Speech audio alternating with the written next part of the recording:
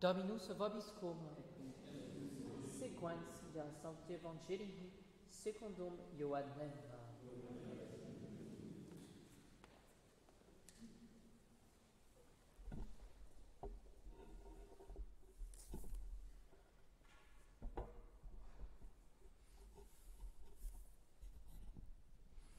En ce temps-là, c'était l'hiver, on célébrait à Jérusalem la fête de la dédicace. Jésus marchait dans le temple sous le portique de Salomon.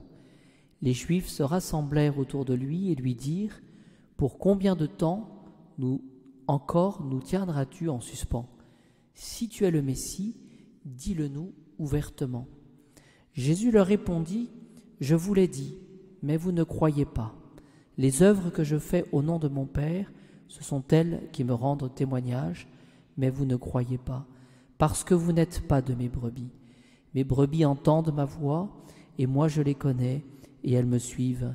Moi je leur donne la vie éternelle, elles ne périront jamais, et personne ne les arrachera de ma main.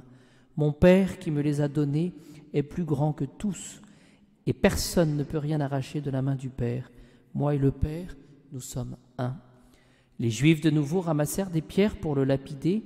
Jésus leur dit « Je vous ai montré beaucoup de bonnes œuvres venant de mon Père. Pour lesquelles de ces œuvres me lapidez-vous » Les Juifs lui répondirent « Ce n'est pas pour une bonne œuvre que nous allons te lapider, mais à cause du blasphème, car toi, un homme, tu te fais Dieu. » Jésus leur répondit « N'est-il pas écrit dans votre loi ?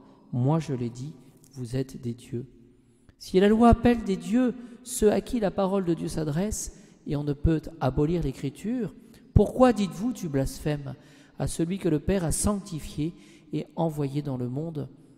Et cela parce que j'ai dit je suis le Fils de Dieu.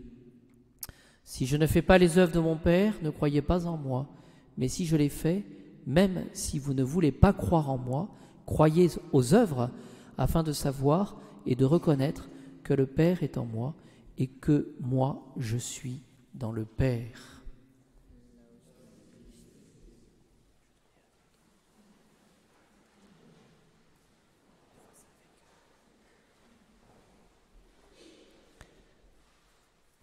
Nous voyons, mes chers amis, que Jésus est en but à la contradiction. Nous sommes dans le temps de la Passion, nous approchons de la Semaine Sainte. Quelle est la problématique ? Qu'est-ce que, finalement, les Juifs reprochent à Jésus ? C'est qu'il se dit « Fils de Dieu ». Oui. Alors j'ai pris quelques notes pour que ce soit plus clair. Donc il s'agit là d'une confrontation entre Jésus et les Juifs. Voilà. Et la difficulté, c'est qu'ils ne reçoivent pas les miracles et les enseignements. Ils ne veulent pas recevoir les œuvres. Oui.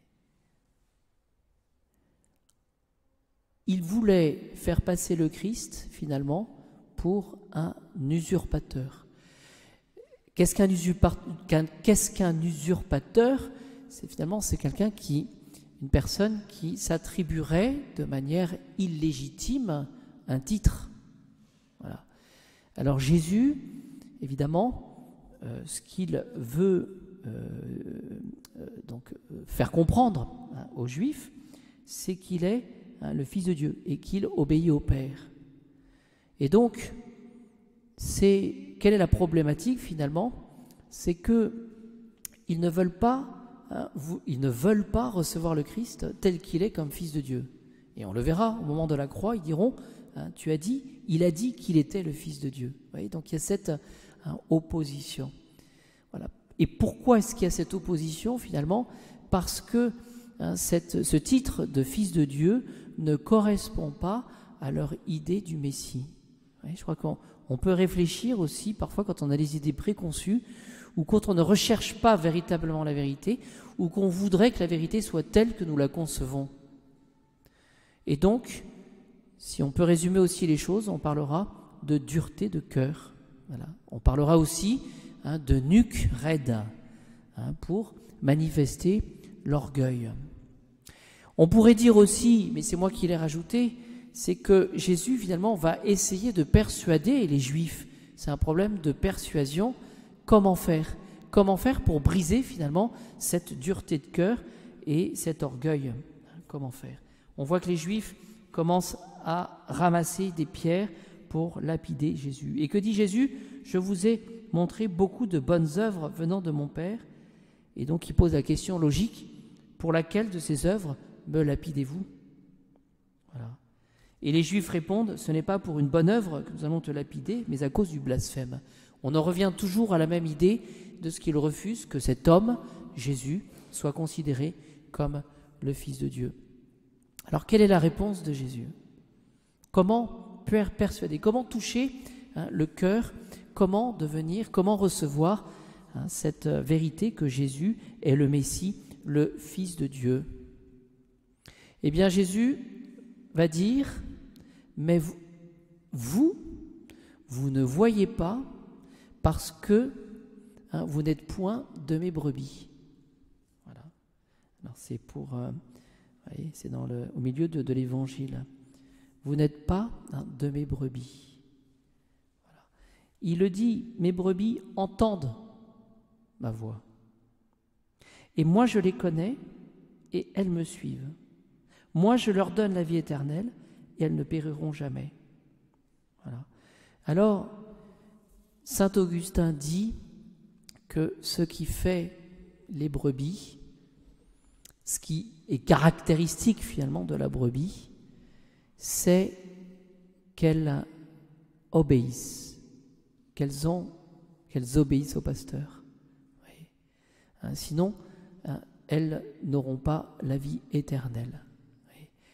Et donc, Jésus précise, Jésus donne le moyen de devenir brebis, dit saint Augustin.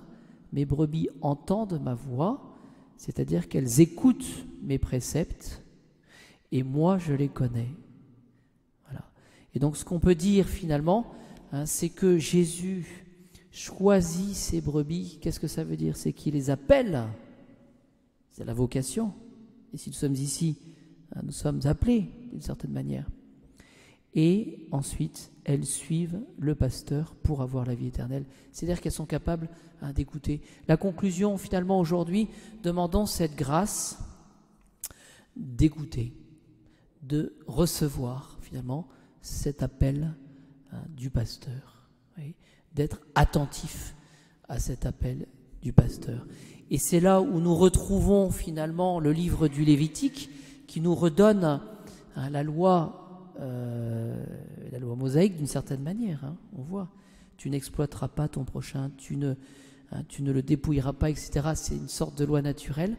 Mais ce que nous voyons pour ponctuer finalement ces passages du livre lévitique, c'est « Je suis le Seigneur, votre Dieu ». Oui. Si je vous demande quelque chose, c'est parce que je suis le Seigneur, votre Dieu. Vous observerez mes lois, c'est la conclusion du passage, car je suis le Seigneur, votre Dieu. Donc demandons vraiment cette grâce d'être capable d'écouter et ensuite de produire justement ces œuvres, ces fruits avec le Seigneur. Et c'est cela, être les véritables brebis du pasteur qui est le Christ.